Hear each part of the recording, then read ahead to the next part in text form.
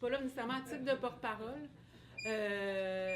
Mon expérience, elle a été nourrie à la fois de mon expérience au Réseau québécois des groupes écologistes, où j'ai travaillé, où je continue d'être proche d'eux.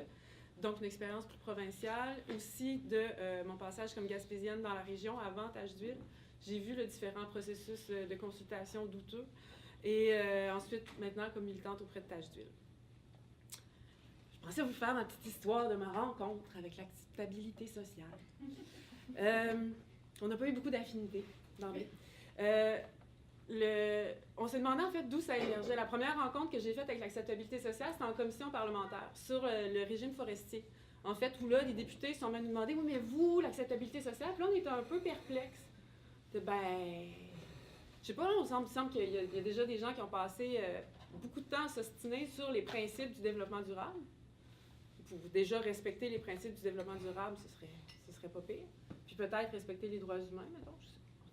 On était un peu perplexes, mais ça, c'était il y a des années. On se disait, ça vient-tu avec la gouvernance? Est-ce que c'est proche de la responsabilité sociale des entreprises? Mais d'où ça vient, cette chose? Il arrive toujours avec une nouvelle chose. Fait que ça, c'était il y a quelques années. Après ça, on a cheminé, puis on a fait mieux la connaissance de la perspective de droits humains en environnement. Ça a été une façon d'aborder les enjeux sociaux, les enjeux consultatifs. Il y a déjà eu des luttes de par le monde pour définir quels sont les critères d'un consentement libre et éclairé d'une population. Quels sont les critères d'une consultation valable. Ce travail-là a déjà été fait. Ce n'est pas la première fois que des êtres humains se posent la question. Il y a déjà eu des générations de gens qui ont réfléchi intelligemment. Inspirons-nous de ces mouvements. Ça a été aussi l'arrivée sur scène de la Ligue des droits et libertés sur les enjeux environnementaux. Un organisme qui s'était jamais intéressé, qui s'était jamais, en tant qu'organisme, exprimé sur des enjeux environnementaux, qui l'a fait pour la première fois sur le dossier du gaz de schiste. Voyant là qu'il y avait un enjeu démocratique de droits humains profonds. Considérant d'abord que le premier article des 2 chartes de droits humains, c'est le droit à l'autodétermination des peuples. Et des peuples, pas des États. Des peuples. Fait que ça a continué à cheminer aussi. Fait que j'ai vu aussi différentes postures dans le mouvement écologiste dans le temps. Puis il continue là il n'y a pas une posture cohérente qui s'est dégagée. Il y a eu beaucoup de refus. C'est un peu la posture qui demeure là, en Gaspésie de refus de la notion. De dire, une autre affaire de communication responsable, qui vont faire affaire avec des firmes spécialistes de communication, qui vont nous beurrer épais de budget communautaire, puis de ci, puis de ça. Référence, par exemple, à Malartic, où ils achètent les livres d'école des enfants, ou à Gaspé, où ils refont la cour d'école avec le cash de Pétrolia. Tu sais, des affaires comme ça qui ont un relent duplessiste malsain, puis les gens se sentent insultés dans leur intelligence. C'est à ça qu'a été associée, en grande partie, l'arrivée de l'acceptabilité sociale. Ceci dit, ça a aussi été repris par des groupes qui ont utilisé l'argument de dire « il n'y a pas d'acceptabilité sociale ». Non, fait que là, on ne pouvait pas juste critiquer la notion, puisque des alliés l'utilisaient, eux, comme un argument à leur avantage.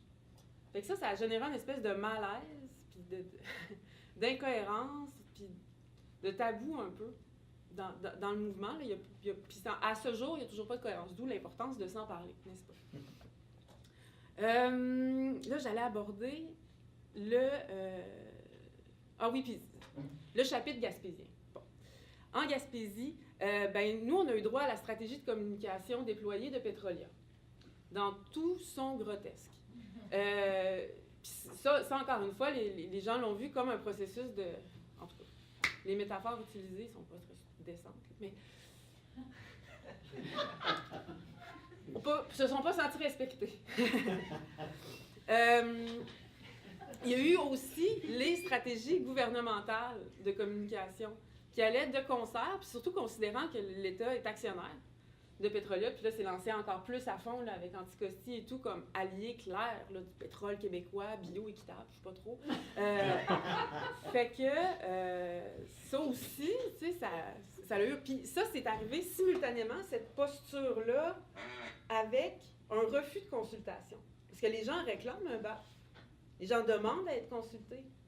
Puis il n'y a aucune consultation de la population gaspésienne. Aucune. Au-delà de ça, le ministre Blanchette, le ministre du Développement durable de l'Environnement, de la Faune et des Parcs, vient dire il n'y aura pas de BAP puisque les projets vont déjà de l'avant, il est déjà trop tard.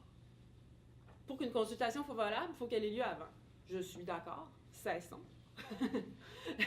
Face à ce constat, cessons, étendons le moratoire et jasons. Mais il n'y a pas cette volonté-là d'arrêt. Fait que c'est donc un refus complet de consulter qui se conjugue à une campagne de construction d'acceptabilité sociale. Fait que la construction de l'acceptabilité sociale est d'autant plus insultante qu'on refuse de consulter. Il y a là une tension difficile à concilier. Fait que c'est perçu comme une espèce de palliatif à une consultation réelle. C'est comme ça que c'est perçu. Fait que les gens, ils sont méfiants, ils sont hostiles, puis c'est pas évoqué comme un argument tant que ça dans la péninsule. C'est-à-dire, il y a ou pas acceptabilité sociale, ça dépend des milieux, là, il y a certains groupes qui l'utilisent, mais les gens en général sont plutôt hostiles à la notion. Revenir à un autre niveau. Ce qui a été remarqué dans le temps, à mon humble avis, et qui est quand même jonglé avec plein d'autres gens intelligentes, là, ça a beaucoup servi à nier la confrontation. Une espèce de tentative de constamment chercher des conditions pour que tout le monde soit d'accord. Dans le fond, là, tout le monde, on veut la même affaire. Hein? On veut tout le bien du Québec. Fait qu'on devrait tous trouver moyen de s'entendre. Comme si on ne pouvait pas dire non. Non, mais non, on veut pas offrir des conditions d'accepter.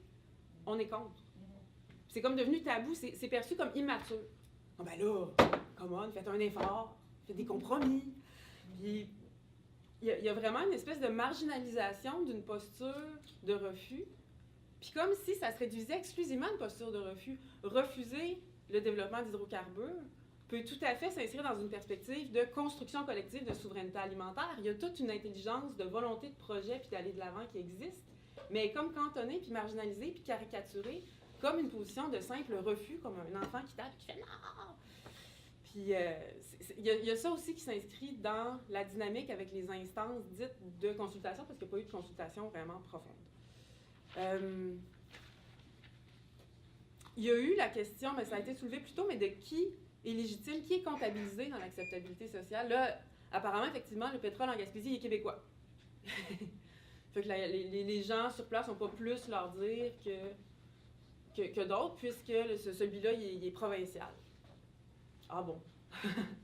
Puis la source d'eau, parce que ça donne à être sur les têtes de bassins versants d'un ensemble de communautés, ça n'a pas d'incidence. Ah non. Dans la réalité particulière aussi de la géographie gaspésienne, il y a le fait qu'il y a 80% du territoire qui est non municipalisé. L'emprise des gens sur la péninsule est beaucoup plus difficile que dans la vallée du Saint-Laurent ou aux îles de la Madeleine.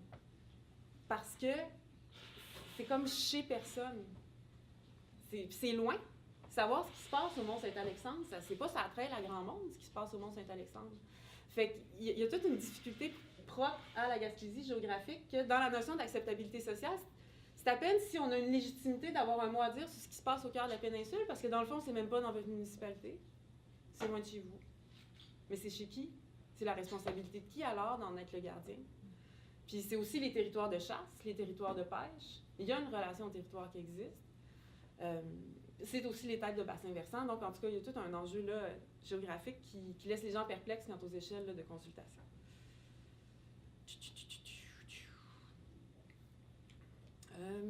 Alors, que faire? Que faire? Parce que là, ce qui semblait être une posture plausible de refusons cette notion d'acceptabilité sociale, j'avoue que moi-même, ce qui était ma posture, j'étais comme non, mais ça suffit là, d'inventer des nouveaux termes. On a le consentement libre et éclairé. On a déjà passé du droit à un environnement, de la loi sur la qualité de l'environnement à la loi sur le développement durable. On s'invente continuellement des nouvelles notions. Pendant ce temps-là, la planète brûle. On peut-tu cesser cet exercice d'étymologie constant? Mais là, le fait est que la notion, elle semble s'asseoir. Les gens y font effectivement référence. Bon, peut-on encore la refuser? Je sais pas. Je sais pas. Moi, c'était ma posture préférée, c'était de la refuser. Puis là, je sais plus. C'est possible en toute franchise. Donc là, on s'est dit, peut-être qu'on pourrait inclure les vieux critères dans le nouveau. T'sais, le respect des droits humains pourrait être inclus dans l'acceptabilité sociale. Comment ça pourrait être acceptable socialement, puis contrevenir à l'ensemble des droits humains? Il me semble qu'il y a quelque chose là qui peut relever du sens, puis on pourrait faire du surf sur les luttes qui ont été passées. Même chose sur les critères de développement durable. Il y avait comme une notion, est-ce qu'on attache les vieux critères à cette nouvelle chose?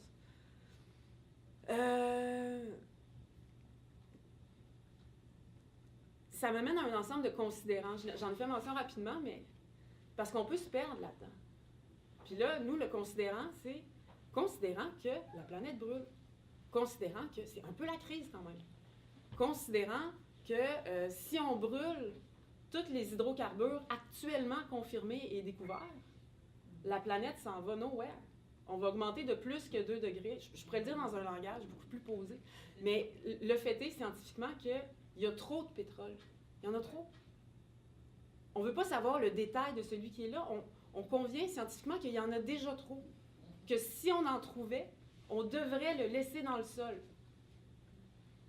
Est-ce qu'on devrait investir des ressources financières, humaines et d'infrastructures collectives dans l'étude du détail de ce qu'il y a dans le sous-sol ou vers une transition, vers des infrastructures qui vont nous permettre une transition économique, énergétique confortable? Ces transitions-là sont incontournables. Elles risquent de se faire dans l'urgence, la panique. Si on s'y prend maintenant, on a plus de chances que ça se fasse de façon agréable. Donc, c'est ça aussi, c'est qui propose. On nous donne des conditions, on nous demande de donner des conditions d'acceptabilité, mais l'espace que nous, on aurait pour proposer des choses, l'espace que nous, on aurait pour proposer des choses, le rapport de force est comme pas le même. Une étude de faisabilité, un 7 millions, mettons, d'investis sur les détails de la faisabilité de la souveraineté alimentaire pour qu'on puisse prendre une décision collectivement sur cette question-là. Cet espace-là n'est pas là, fait que la notion d'acceptabilité ne vient pas nécessairement avec la capacité de proposer. Ça ne met pas nécessairement tout le monde sur un pied d'égalité. C'est faux. Moi, ça me semble faux. Fait que face à ça, je pense que dans les choses incontournables, quelle que soit l'option de ce qu'on fera, il y a la nécessité de renforcer nos infrastructures, nos organisations collectives, de construire des pouvoirs populaires qui sont capables de s'articuler, de se parler, de se construire une intelligence collective qui peut se mettre en œuvre, puis de reconstruire une politique qui soit enracinée dans les territoires, dans les communautés, que le monopole du politique n'aille pas à des experts qui se rencontreront, mais que ça revienne aux gens à la base.